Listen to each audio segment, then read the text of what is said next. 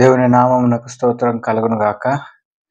మరి యొక్క మారు మిమ్మల్ని అందరినీ కలుసుకునేటువంటి కృప దేవుడు మనకు చూపించిన విధానంను బట్టి దేవునికి ఎంతగానో కృతజ్ఞతాస్తుతులు చెల్లిస్తున్నామండి. ఈ యొక్క సహవాసంలో పాల్గొంటున్నటువంటి ప్రతి ఒక్కరిని బట్టి మన యేసుక్రీస్తు వారి నామమున కృతజ్ఞతలు చెల్లించుకుంటున్నాము. ఈ యొక్క సమయంలో మనం మన కూడికను ప్రారంభించుకోవడానికి ముందుగా ఒక చిన్న ప్రార్థన చేసుకుని ప్రారంభించుకుందామండి. మరి ఈ యొక్క సమయంలో మా అమ్మగారు వచ్చి ప్రారంభ ప్రార్థనలు నడిపించవలసిందిగా కోరుచున్నాను. అందరి తలలు వంచినట్లయితే ప్రార్థన చేసుకుందాం. పరిశుద్ధుడా, మహోన్నతుడా, కృపగలిగిన దేవా, సర్వోన్నతుడా, జీవాధిపతి, నీ పాదములకు వేలాది స్తుతులు స్తోత్రాలు చెల్లిస్తూ ఉన్నాను నాయనా. ఇంతవరకు మమ్మల్ని కాచి కాపాడి భద్రపరిచిన తండ్రి, నీ పాదములకు నమస్కారములు, వేలాది స్తుతులు స్తోత్రాలు చెల్లిస్తూ ఉన్నాను నాయనా. అయ్యా, ఈ సమయంలో నీ కుమారుడినైనా వాక్యానికి సిద్ధపడుతుంటుండగా దేవా, నీ మాటలు నీ బిడ్డ నోటికి అందించండి. మీ నోటికి బోరగా వాడుకోమని ప్రార్థిస్తూ ఉన్నాను.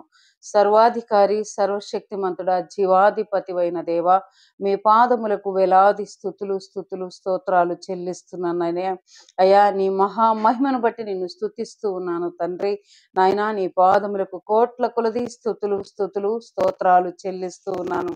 నాయనా, మా దేశాన్ని కనికరించండి, కృప చూపించమని, దీవించమని, నీ రక్షణ భాగ్యమును అనుగ్రహించమని వేడుకుంటూ నాయన, మరి కార్యక్రమం అంతట్లో కూడా నాయన నీ నామ మహిమార్థమై వాడుకునమని దేవా, వాక్యం వినే వాళ్ళతో మీరు మాట్లాడండి నా తండ్రి.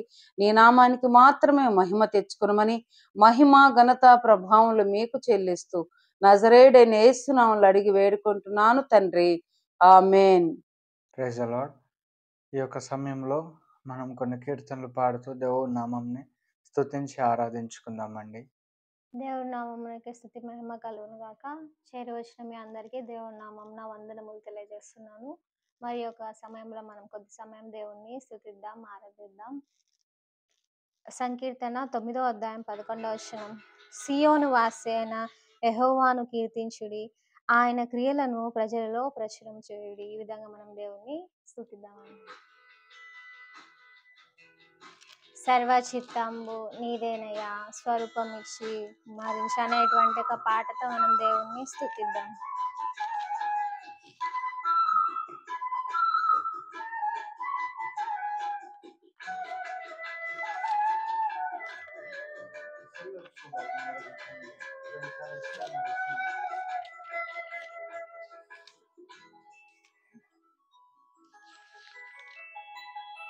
సర్వచిత్తంబు నీదేనయ్యా, స్వరూపమిచ్చు కుమారివే, సారే పైనున్న మంటినయ్యా, సరైన పాత్రం చేయుమయ్యా, సర్వేశ్వరా నేరిపుండాను, సర్వదా నిన్నే కీర్తింతును, సర్వచిత్తంబు నీదేనయ్యా, స్వరూపమిచ్చు కుమారివే.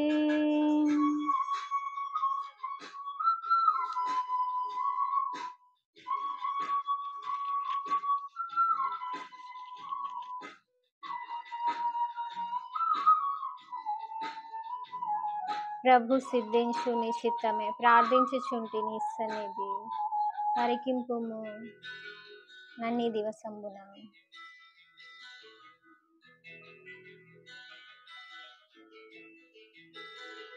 ప్రభు సిద్ధించు నీ చిత్తమే, ప్రార్థించుచుంటి నీ సన్నిధి, పరికింపు నన్ని దివసంబున, పరిశుభ్రమైన హిమము కన్నా పరిశుద్ధం చేసి పాలింపుమా, పాపంబు గోవనను గడువుమా, సర్వచిత్తంబు నీదేనయ్యా, స్వరూపమిచ్చు కుమారివే.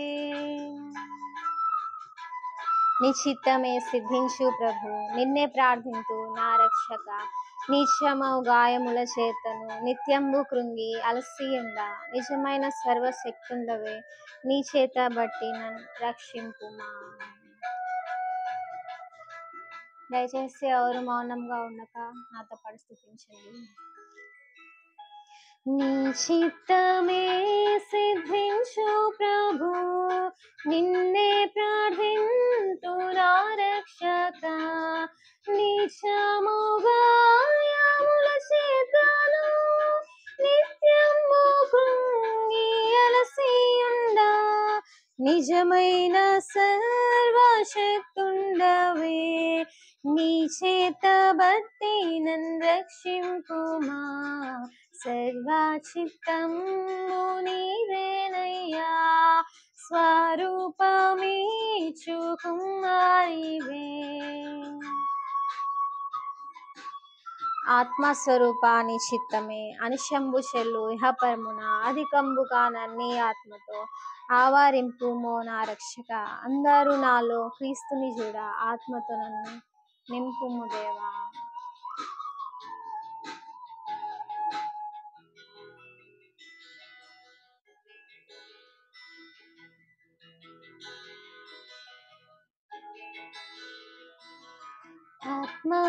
ఆత్మస్వరూపని చిత్తమే అనిశంభు చెల్లు ఇహపరమున అధికంబుగా నన్ని ఆత్మతో ఆవరింపు నా రక్షక.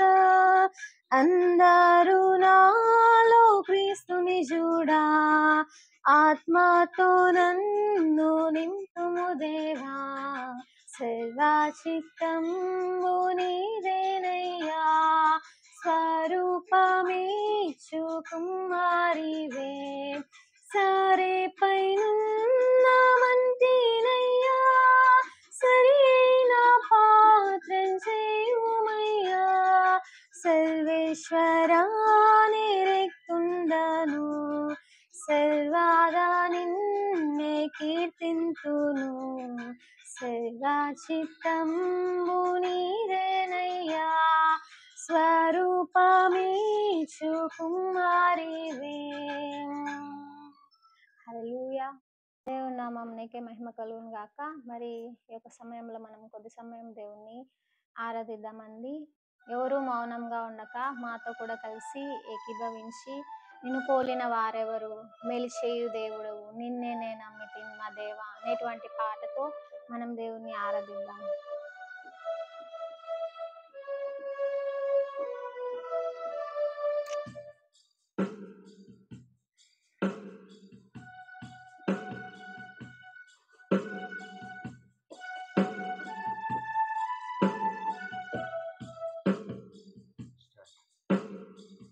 నిన్ను పోలిన వారెవరు, మేలు చేయు దేవుడవు, నిన్నే నే నమ్మితిని నా దేవా. నిన్ను పోలిన వారెవరు, మేలు చేయు దేవుడవు, నిన్నే నే నమ్మితిని మా దేవా. నిన్ను పోలిన వారెవరు, మేలు చేయు దేవుడవు, నిన్నే నే నమ్మితిని మా దేవా. నిన్నే నా జీవితమునకు ఆధారము చేసి కొంటిని, నీవు లేని జీవితమంతా వ్యర్థముగా పోవునయ్యా. నిన్నే నా జీవితమునకు ఆధారము చేసి కొంటిని, నీవు లేని జీవితమంతా వ్యర్థముగా పోవునయ్యా. నిన్నే నా జీవితమునకు ఆధారము చేసి కొంటిని, నీవు లేని జీవితమంతా వ్యర్థముగా పోవునయ్యా. నిన్నే నా జీవితమునకు ఆధారము చేసి కొంటిని, నీవు లేని జీవితమంతా వ్యర్థముగా పోవునయ్యా.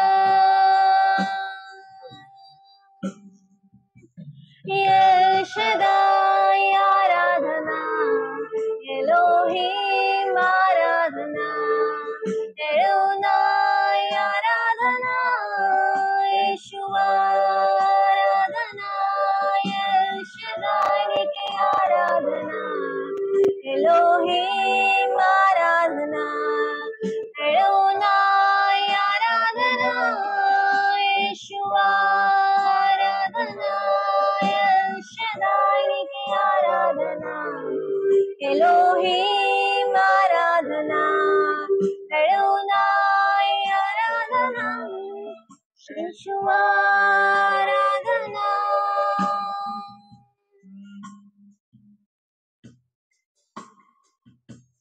కృంగి ఉన్న నన్ను చూచి కన్నీటిని తుడిచితివయ్యా, కంటి పాప వలె కాచి కరుణతో నడిపితివయ్యా. ఎల్ షదాయ్ ఆరాధన. కృంగి ఉన్న నన్ను చూచి కన్నీటిని తుడిచితివయ్యా, కంటి పాప వలె కాచి కరుణతో నడిపితివయ్యా. కృంగి ఉన్న నన్ను చూచి కన్నీటిని తుడిచితివయ్యా, కంటి పాప వలె కాచి కరుణతో నడిపితివయ్యా. షదాయ్ ఆరాధనా, ఎలోహీం ఆరాధనా, ఎడోనాయ్ ఆరాధనా, యేషువా ఆరాధనా, షదాయ్ కి ఆరాధనా, ఎలోహీం ఆరాధనా, ఎడోనాయ్ ఆరాధనా, యేషువా ఆరాధనా.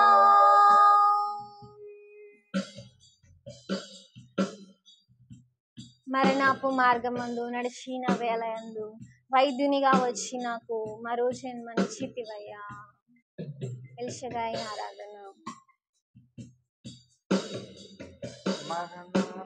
మార్గమందు నడిచిన వేళయందు వైద్యునిగా వచ్చి నాకు మరో జన్మనిచ్చితివయ్యా. మరణపు మార్గమందు నడిచిన వేళయందు వైద్యునిగా వచ్చి నాకు మరో జన్మనిచ్చితివయ్యా. మరణపు మార్గమందు నడిచిన వేళయందు వైద్యునిగా వచ్చి నాకు మరో జన్మనిచ్చితివయ్యా. మరణపు మార్గమందు నడిచిన వేళయందు వైద్యునిగా వచ్చి నాకు మరో జన్మనిచ్చితివయ్యా.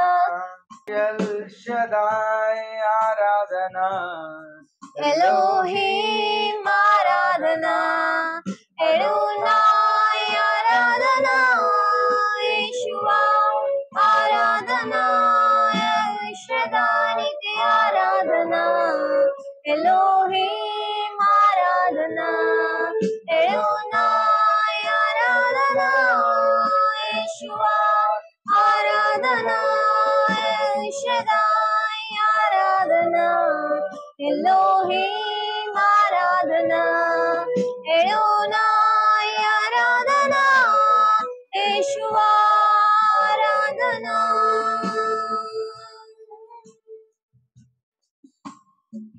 నిన్ను పోలిన వారెవరు, మేలు చేయు దేవుడవు, నిన్నే నే నమ్మితి మా దేవా.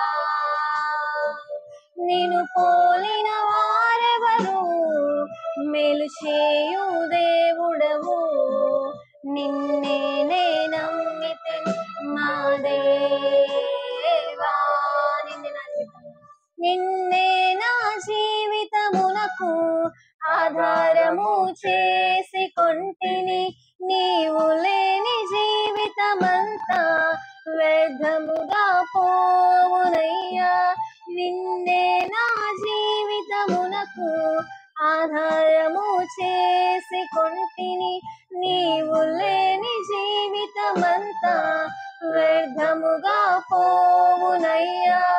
నిన్నే నా జీవితమునకు ఆధారము చేసి కొంటిని, నీవు లేని జీవితమంతా వ్యర్థముగా పోవునయ్యా. ఎల్ షదాయ్ ఆరాధనా, ఎలోహీం ఆరాధనా, ఎడోనాయ్ ఆరాధనా, యేషువా ఆరాధనా, ఎల్ షదానికి ఆరాధనా.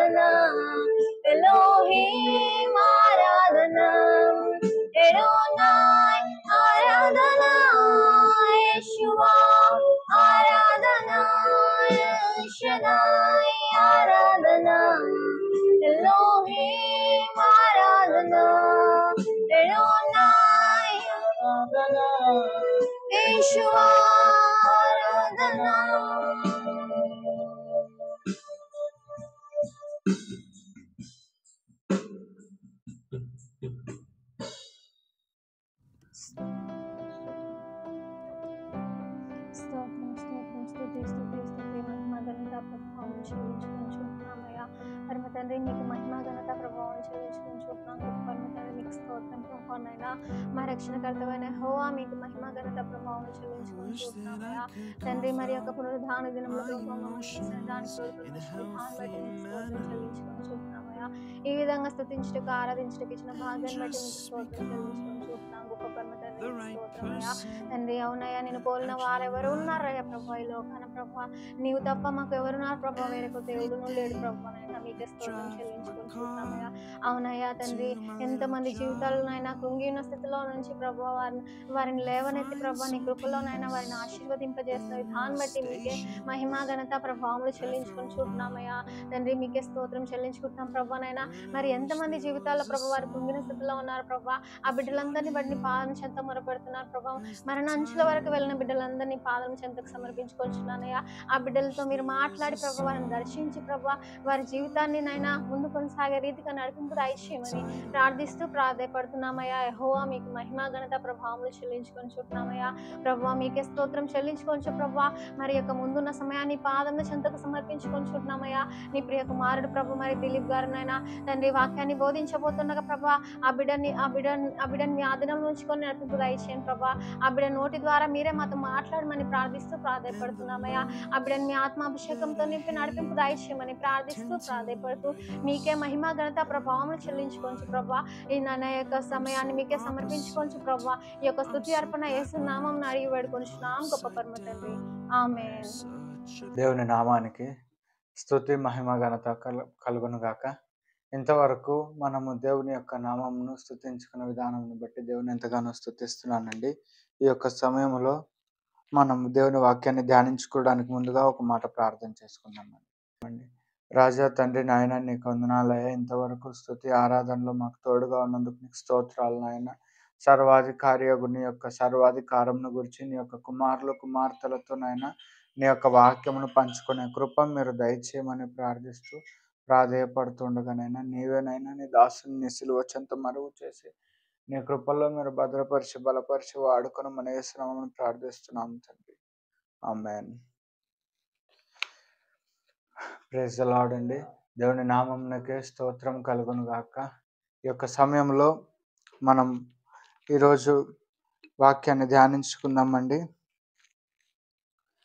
మన దేవుడు సర్వాధికారి అగు దేవుడు అనేటువంటి అంశము, సర్వాధికారి అనే అంశము ఈరోజు నేను మీతో పంచుకోవాలని ఆశపడుతున్నాను. ప్రకటన గ్రంథము 19వ అధ్యాయము 6వ వచనము.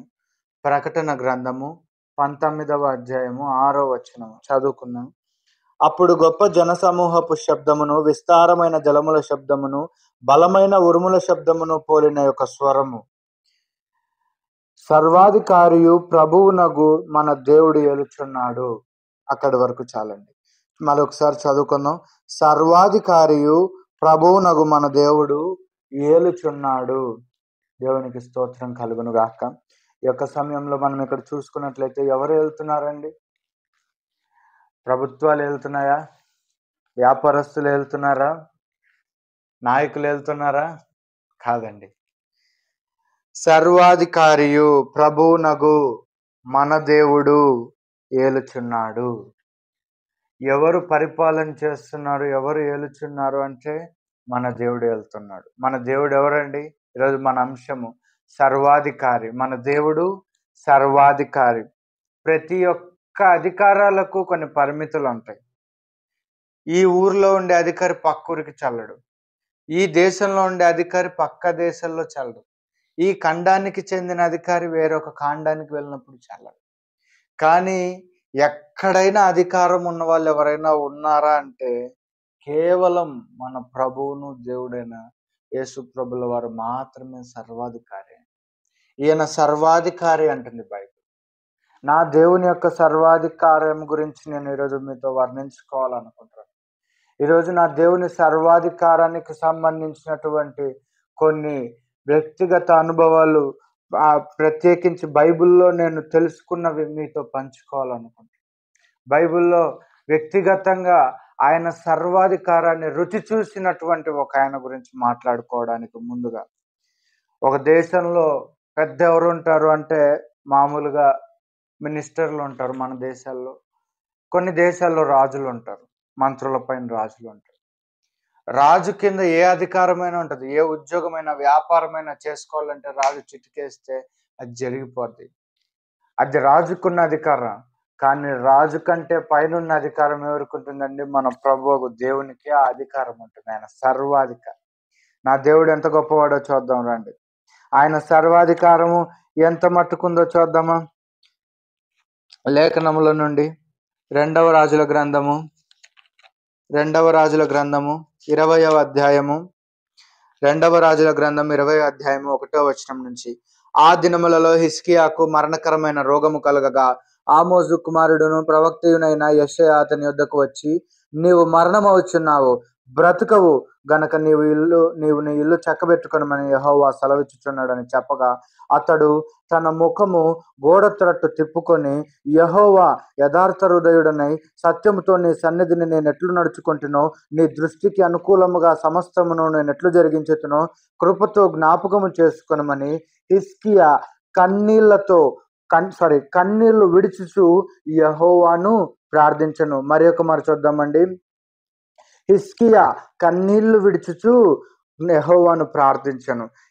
యెషయా నడిమిశాలలో నుండి అవతలకు వెళ్ళక మునుపే యెహోవా వాక్కు అతనికి ప్రత్యక్షమై ఈలాగు సెలవిచ్చెను, నీవు తిరిగి నా ప్రజలకు అధిపతి అయిన హిజ్కియా యొద్దకు పోయి అతనితో ఇట్లనుము, నీ పితరుడైన దావీదునకు దేవుడగు యెహోవా నీకు సెలవిచ్చినదేమనగా, నీవు కన్నీళ్లు విడుచుట చూచితిని, నీ ప్రార్థన నేను అంగీకరించి ఉన్నాను, నేను నిన్ను బాగు చేసేదను. 3వ దినమున నీవు యెహోవా మందిరమునకు ఎక్కిపోవుదువు, ఇంకా 15 సంవత్సరముల ఆయుష్యము నీకిచ్చెదను. మరియు నా నిమిత్తమును నా సేవకుడైన దావీదు నిమిత్తమును ఈ పట్టణమును నేను కాపాడుచు నిన్నును ఈ పట్టణమును అష్షూరు రాజు చేతిలో నుండి పడకుండా నేను విడిపించదను. హల్లెలూయా. దేవుని నామానికి స్తోత్రం కలుగును గాక. ఎందుకు నేను నా దేవుడు సర్వాధికారి అని అంటానంటే, ఎవరికైనా సమస్య వస్తే తెలిసిన నాయకుల కాడికి వెళ్తారు, నాయకులు రాజుల కాడికి వెళ్తారు. కానీ బైబిల్లో ఈ రాజుకు సమస్య వస్తే నా రాజు దగ్గరికి వెళ్ళాడండి. ఈ లోకంలోని రాజులకు రాజు ఎవరైనా ఉన్నారంటే అది నేను ప్రకటించిన నజరేయుడైన యేసు. నా రాజు రాజులకు రాజు. అందుకే రాజైన హిజ్కియా రాజులకు రాజు దగ్గరికి వెళ్ళాడు. ఎందుకు వెళ్ళాడు? ఎందుకంటే ఆ రాజులకు రాజైన ఆయన సర్వాధికారి. మరణం మీద ఎవరికైనా అధికారం ఉంటుందా? మనకు అధికారం ఉంటుందా? ఇంకా పలానా కొద్ది రోజుల్లో చనిపోతాడు. యెషయా వచ్చాడు హిజ్కియాతో అన్నాడు, హిజ్కియా నీ ఇల్లు చక్కబెట్టుకో, నువ్వు కొద్ది రోజుల్లో చనిపోబోతున్నావు అన్నాడు. ఎవరికైనా సరే మా ఇంట్లో పెళ్ళి అంటే సంతోషం ఉంటుంది, కానీ మా ఇంట్లో బర్త్డే జరగబోతుంది ఒక వారం రోజులు అంటే సంతోషం ఉంటుంది, కానీ ఓ వారం రోజుల్లో చచ్చిపోబోతున్నారు మా ఇంట్లో అంటే ఎవరికి సంతోషాలు ఉండవు, అందరికీ భయాలు ఉంటాయి. నాలాంటి దగ్గరికి ఎవరైనా వచ్చి, జాగ్రత్త నాయన నువ్వు వారం రోజుల్లో చచ్చిపోతావు అంటే నాకేమనిపిస్తుంది? భయం అనిపిస్తుంది. అమ్మో చచ్చిపోవడం ఏంటి, చావు ఏంటి? మరణ వార్త ఎవరు ఇష్టపడరు సామాన్యం. అలాంటి మరణ వార్త ఎవరికి వెళ్ళిందంటే ఒక రాజుకి వెళ్ళింది.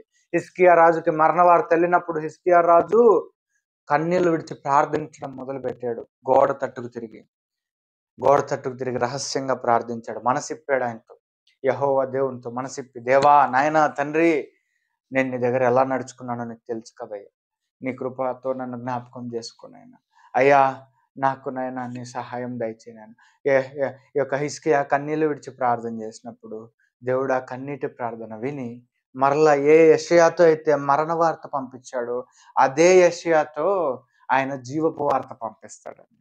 ఏ వార్త అండి? జీవపు వార్త. అంటే నీకు ఆయుష్ పెంచుతున్నాం పో అంటారు. ఆయుష్ ఎవరి చేతిలో అయినా పెంచుతారా? సర్వీస్ పెంచుతారు. గవర్నమెంట్ ప్రైవేట్ ఉద్యోగాలకి కాంట్రాక్ట్లకి సర్వీసులు పెంచుతారు. వ్యాపారాలలో లాభాలు పెంచుకోవచ్చు, తర్వాత ఏదైనా పెంచుకోవచ్చు, కానీ ఆయుష్ పెంచుకోవడం మానవుడి చేతిలో లేదండి. 1 సంవత్సరం మిస్ అవుతే నేను చదువులో వెనకబడిపోతాను అనుకుంటారు కొంతమంది. అదే 15 సంవత్సరాలు దేవుడు ఆయుష్ పెంచితే ఎన్ని చదువులు చదవచ్చు, ఎన్ని డిగ్రీలు చేయొచ్చు 15 సంవత్సరాల ఆయుష్తో. 15 సంవత్సరాల ఆయుష్తో ఎంత వ్యాపారం చేయొచ్చు, ఎంత పరిపాలన చేయొచ్చు, ఎంత కూడబెట్టుకోవచ్చు. కానీ అది మానవుడి చేతిలో లేదండి. ఆ ఆయుష్ దేవుని చేతిలో ఉంటుంది. ఆ ఆయుష్ హిజ్కియాకి బహుమానంగా యెషయా ఇవ్వలేదండి. ఏ అష్షూరు దేశపు రాజు లేదంటే బబులోను రాజు హిజ్కియాకు వచ్చి ఆయుష్ పెంచలేదు. హిజ్కియాకు ఆయుష్ పెంచింది ఎవరు అంటే నేను నమ్ముతున్నటువంటి మన దేవుడు. మన దేవుడైన యేసు ప్రభుల వారు ఆయనకు ఆయుష్ పెంచారు. యెహోవా సెలవిచ్చినదేమనగా అని మరణ వార్త చెప్పిన యెషయా అదే హిజ్కియా దగ్గరకు మరలా వెళ్ళి కన్నీటి ప్రార్థన చేసిన తర్వాత దేవుడు ఆయనకు మాటిస్తాడు, 15 సంవత్సరాలు పెంచుతున్నాను, టేక్ ఇట్ ఫర్ గ్రాంటెడ్ అన్నాడండి. చరిత్రలో ఎక్కడైనా సరే ఇలాంటి దాఖలాలు మీరు చూడలేరు. ఎవరైనా రాజు అంటే మెడలో ఉండే ఒక దండ తీసి ఇచ్చే రాజులు ఉంటారు, ఆస్తి రాసే రాజులు ఉంటారండి. ఆయుష్ పెంచే రాజులు ఎక్కడ ఉంటారండి? మన రాజు, నా రాజు, ఆయుష్ పెంచే రాజు నా రాజు. హిజ్కియాకు మరణ పడక మీద ఉండి కన్నీళ్లు విడిచి ప్రార్థన చేశాడు, గోడ తట్టు ముఖం తిప్పుకొని ఆయుష్ పెంచాడు ఆయనకు బహుమానంగా. ఆయన ఇంకా మరణించలేదండి, కొద్ది రోజులు ఆయన మరణిస్తాడు. ఆయన మరణించబోతున్నాడని తెలిసినప్పుడు ఆయన ప్రార్థన చేస్తే ఆయన ఆయుష్ పెంచాడు. మన దేవుడు ఎంత గొప్పవాడు.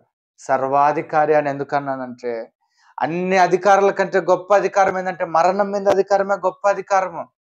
ఈ లోకంలో 200 దేశాలు ఉంటే ఏ దేశంలో ప్రధానులు, మంత్రులు, రాజులు, అధికారులు, ఆధిపత్యాలు, వ్యవస్థలో ఏ భాగానికి చెందిన వ్యాపారస్తులు, ఏ మూలలో ఉన్న మనిషి కూడా మరణం మీద ఈరోజు అధికారం చలాయించలేకపోయాడండి.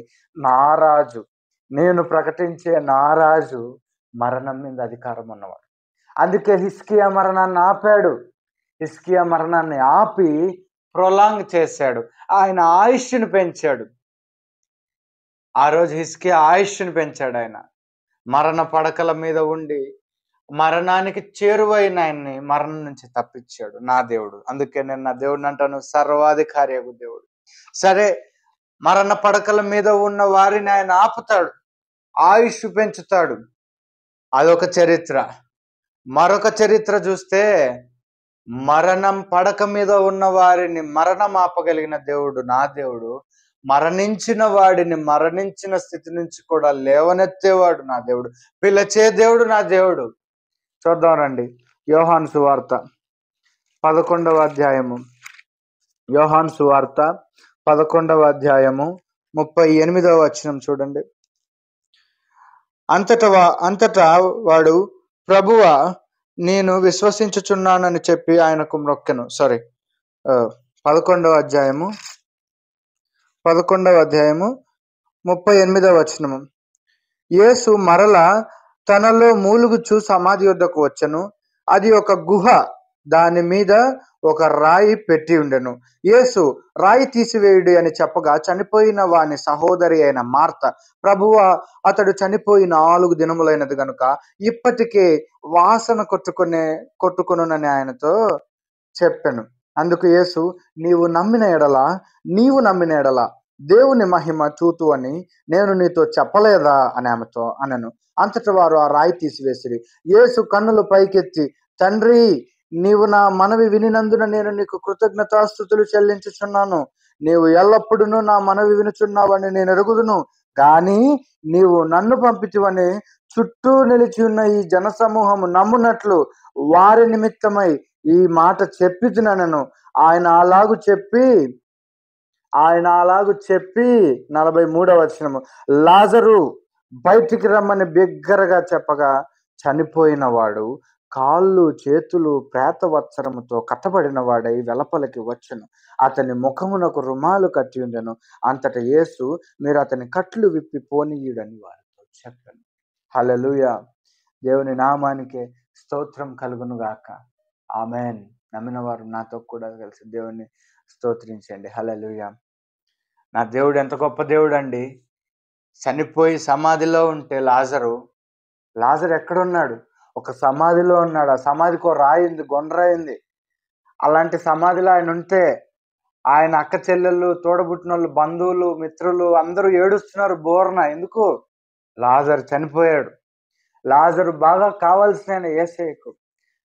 చనిపోయాను మా వార్త విని యేసు ప్రభుల వారు సమాధి దగ్గరికి వెళ్తారు. వెళ్ళినప్పుడు ఆ రాయి దొర్లించండి అంటే ఆమె అంటారు వాళ్ళ సహోదరైన మార్తయ్య వాసన వస్తుంది. ఏడ్చింది ఆవిడే, మళ్ళీ వాసన వస్తుంది అంటుంది ఆవిడే. చూసారా మానవుల యొక్క పరిస్థితి. ఆమె ఏడుస్తుంది, యేసయ్య లేపడానికి వస్తాయా వాసన వస్తుంది రాయి ఎందుకంటుంది. ఆమెకు అర్థం అవ్వట్లేదు మన దేవుడు ఎలాంటి అద్భుతం చేయబోతున్నాడా అనేది. హల్లెలూయా. నువ్వు నమ్మమ్మా దేవుని మహిమను చూస్తావని చెప్పి అలా పరలోకమందున్న తండ్రికి ప్రార్థన చేసి కృతజ్ఞతాస్తుతులు చెల్లించి లాజరు బయటికి రా అన్నాడు. ఏమి లేవండి, మంత్రాలు లేవు, ఎలాంటి వస్తువులు లేవు, ఎలాంటి విధి విధానాలు ఏమి లేవండి. ఒకే మాట, లాజరు బయటికి రా, లాజరు బయటికి రా అన్నాడు. లాజరు ఏం చేశాడండి? బయటికి వచ్చాడా లేదా? ప్రేత వస్త్రములతో అలానే వచ్చాడు. అంటే వాళ్ళ కల్చర్లో చనిపోయిన తర్వాత మన వాళ్ళు కూడా ఇప్పుడు చాలా మంది ఏం చేస్తారంటే కఫిన్ బాక్స్లో పెట్టేప్పుడు డ్రెస్సింగ్ చేసేసి వైట్ క్లాత్స్తో చుట్టేస్తారు. వాళ్ళు అక్కడ అప్పట్లో రోప్స్తో చుట్టేవాళ్ళంట. ఆ క్లాత్తో ఆయన అలానే బయటకు వచ్చాడు. హ్యాండ్స్, లెగ్స్, కాళ్ళ చేతుల కట్లనే బట్టలు చుట్టుకొని వచ్చేసాడు. అప్పుడు ఆ బట్టలు తీసేసేయండి, ఆయనను ఫ్రీ అప్ చేయండి అంటాడు. ఈ యొక్క సమయంలో దేవుడి నామానికి మహిమ కలుగును గాక. ఆమేన్.